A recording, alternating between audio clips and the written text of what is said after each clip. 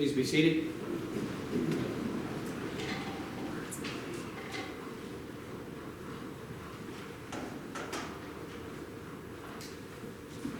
Remember Jesus Christ, raised from the dead, descended from David. This is my gospel.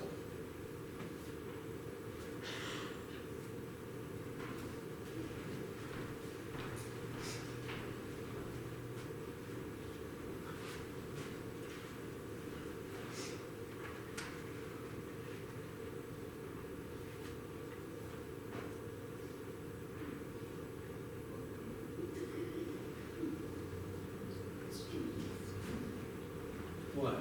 I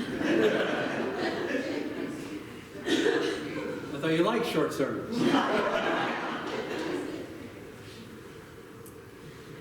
really is the crux of it all, though, isn't it? I mean, that's the heart of everything that we talk about. That's the heart of our God.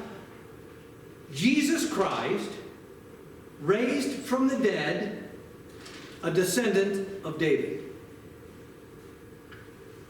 Like, that's all you ever have to know. A Jew, he was a Jew, from the preferred lineage of David, and he was raised from the grave. Messiah. Yeah. But you have to know just those things. A Jew from the preferred lineage, raised from the grave. That's the story. That's the heart of it. That's the important part of it. And we come here week after week and month after month and year after year, and really we are only doing two things. We are restating and repeating that singular truth, and we are asking about and expanding on what that could possibly mean for us. And we're doing it with this mandate, which also comes from Paul's letter to Timothy. This mandate, where he says, remind them of this, and warn them before God that they are to avoid wrangling over words, which does no good, but only ruins those who are listening. Do your best to present yourself to God as one approved by him, a worker who has no need to be ashamed, rightly explaining the word of truth. That's the mandate that we have, to tell this great gospel truth. So today, I, within that mandate, am rightly explaining the word of truth to you. Jesus Christ was two things: a descendant of David and raised from the dead. That's it. That's the message. That's Paul's gospel and mine. Kind of short, but oh well.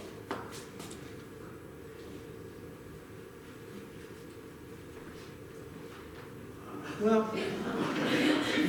there's this whole thing about Naaman, right? Naaman, the outsider who was healed. That's the first story from Kings. Reluctantly, he was healed, but healed nonetheless.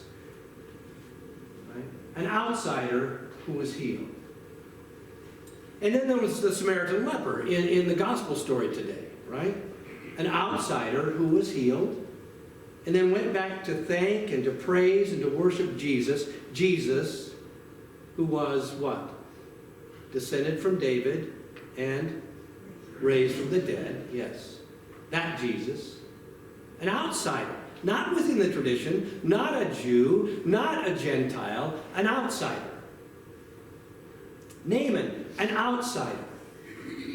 And reflecting on those two stories in light of Paul's profoundly simple declaration about Jesus, Jew, descended from David, raised from the dead, what I think is interesting is how an outsider, someone who is not of your own tradition, might more readily see something that you might miss, or appreciate something that you might take for granted. An outsider. See, we swim in the waters of salvation and grace, don't we? We live, we breathe the air of grace, saved by Jesus Christ. We take it for granted because we breathe that air all the time. We swim in those waters. What is there to get excited about anymore? You're all going to heaven. So what, right? What's there to be so excited about? It isn't like we were lost, or we are lost and then we are found, although for some of us that happened, but it happened a long time ago, most of our lives. Very few of us here today, if any, are recent converts, recently saved. We can lose our way again, but we will never be eternally lost. So a miracle happens. So what? What's the big deal? A baby is born. Toes, toenails, eyelashes, and belly buttons. Fun, sure. Joyous, of course. A miracle from God? Meh. I mean, the mother had something to do with it, yeah. A flower blooms in a crack in a concrete parking lot. A flower comes out of that crack. So what? Big deal, yeah? Probably a weed anyway, you know? So what? A relationship is restored from brokenness. Well, you know, they were just lucky that I was humble enough to apologize. Right? I didn't have to, you know?